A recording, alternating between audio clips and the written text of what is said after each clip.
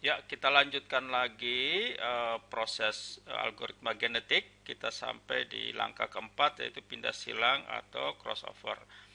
Ada dua syarat penting ya sebelum kita melakukan crossover. Yang pertama harus probabilitas crossover ya. Ini 50%, artinya ada setengah dari total kromosom mengalami pindah silang ya.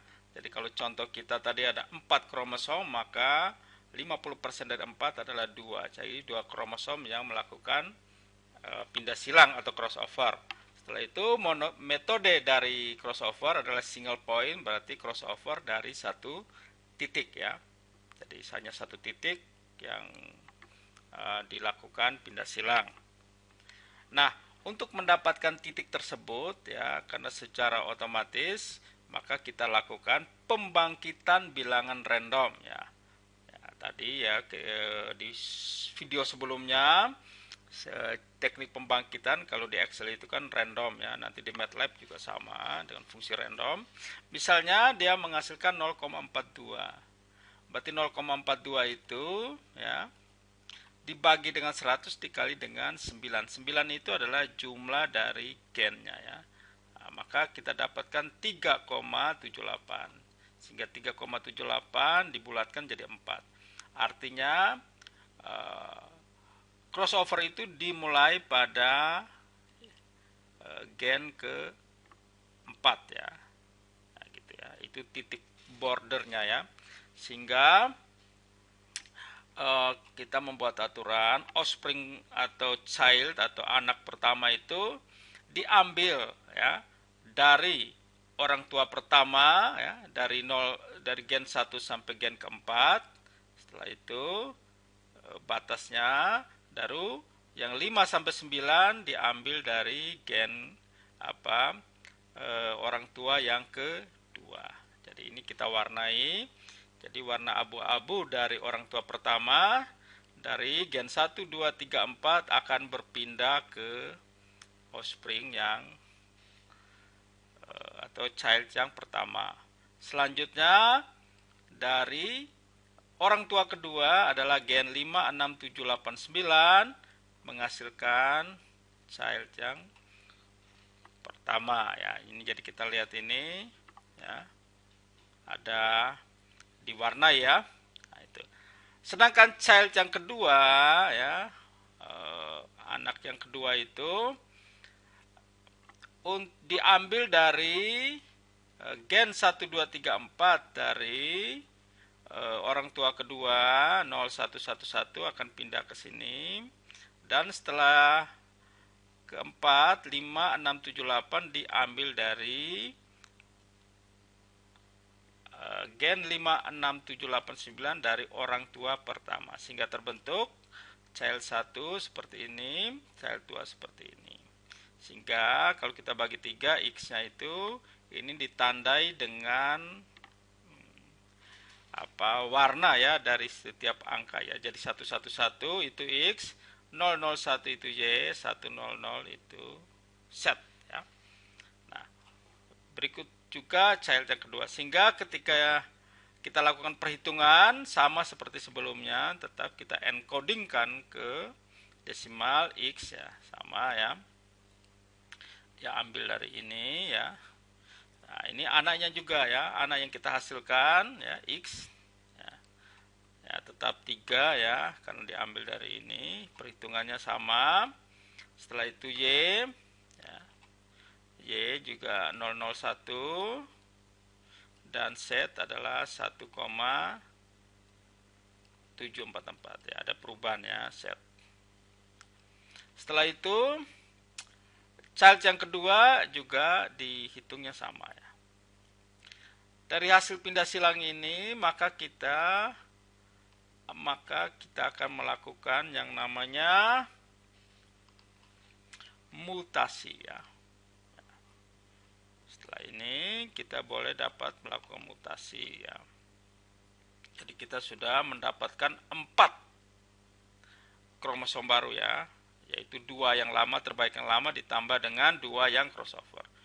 Jadi kromosom 2 yang lama yaitu 1 dan 3 tidak udah dibuang ya.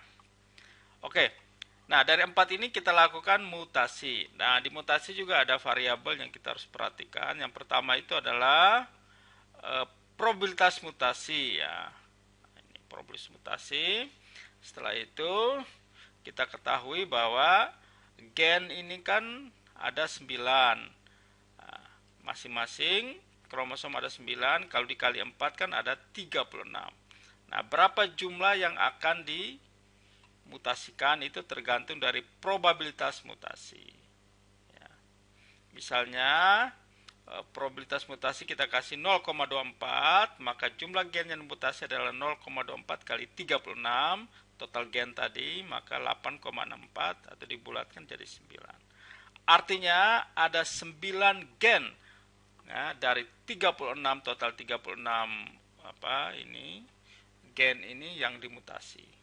Nah, dari 9 ini posisi-posisi yang mana saja yang akan dimutasi, kita lakukan pembangkitan bilangan acak ya. Jadi kita meniterasi 1 sampai 9 ya. Misalnya yang pertama, posisi pertama didapatkan, posisi yang kedua, ini posisi yang pertama ya pada gen kedua.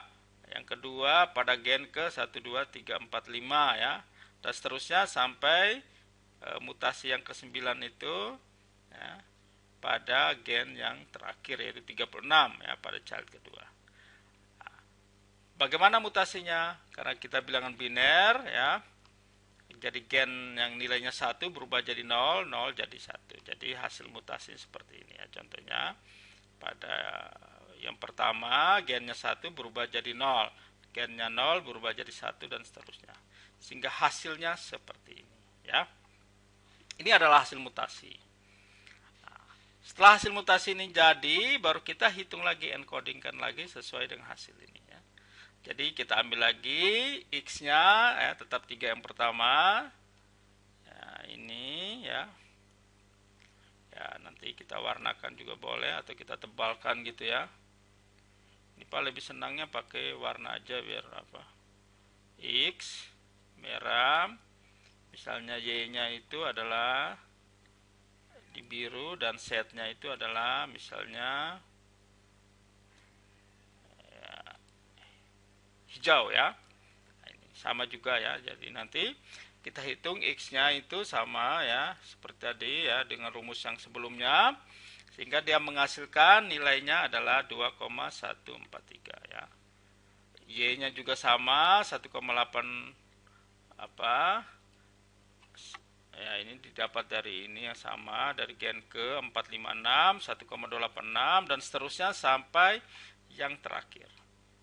Setelah encodekan ini kita selesaikan, baru kita cari nilai fungsinya. Sama seperti yang sebelumnya, yaitu masukin ke fungsi ya, ke 3x pangkat 3 y tambah 2 4x kuadrat x kurang n, dimana n ini kita tadi 28 ya, 28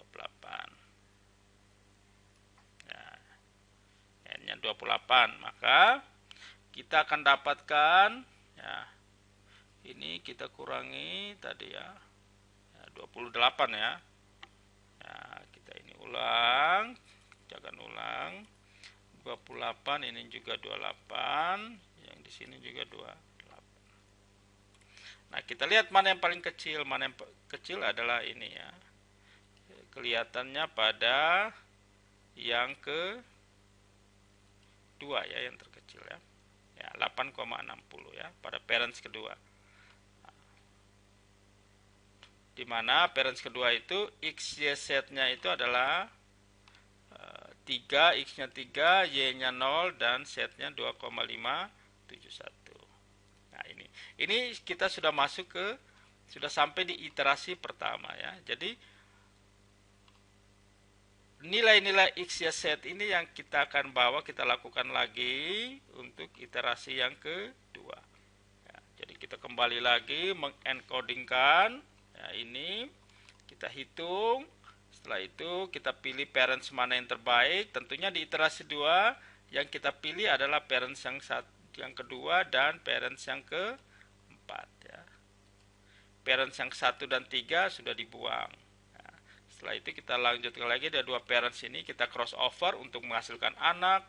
Dari anak yang kita hasilkan dia lakukan mutasi, hitung lagi ya, sampai seterusnya. Jadi iterasi ini akan berulang sampai kapan? Sampai menemukan sebuah kriteria titik henti ya. Titik henti bisa jadi yang pertama, nilai yang dihasilkan itu ya, nilai misal 8,6, di iterasi berikut juga 8,6, di iterasi berikut juga 8,6, berarti dia sudah mengalami yang namanya stagnasi ya. Nah, sehingga itu bisa juga dihentikan atau kita looping sesuai dengan apa yang kita inginkan. Misalnya sampai 1000 iterasi dia jalankan, sampai 10.000 ya dijalankan, sampai 10.000 dia berhenti. Kira-kira kita evaluasi nilai X nya berapa, Y nya berapa, Z nya berapa, dan fungsinya berapa ya. Itu adik-adik. Nah, sekarang coba nanti dikerjakan dulu ya latihannya. Ya, coba dikerjakan latihan sesuai dengan nomor urut presensi adik-adik masing-masing ya. Biar Pak bisa lihat perkembangannya, kesulitannya di mana, nanti coba ditanyakan karena ini nanti menjadi satu soal ujian akhir ya. Maka penting sekali adik-adik untuk latihan sehingga kita bisa tahu kesulitannya di mana ya, baru kita bahas bersama-sama. Ya, mungkin itu ya untuk iterasi yang pertama. Kalau sudah kuat di iterasi pertama, sudah bagus, kita lanjutkan iterasi 2, 3 dan seterusnya. Tapi nanti kita harus menggunakan yang namanya program ya. Tapi untuk sebagai sampling ya, perhitungan manual kita menggunakan 1 iterasi saja sudah cukup ya. Demikian adik-adik, silakan mempelajari dan coba mengerjakan persamaan yang sama tapi N-nya itu diganti dengan nomor urut dari presensi adik-adik ya. Dan dikirim ke dinding Google Class. Ya. Selamat siang, salam sehat.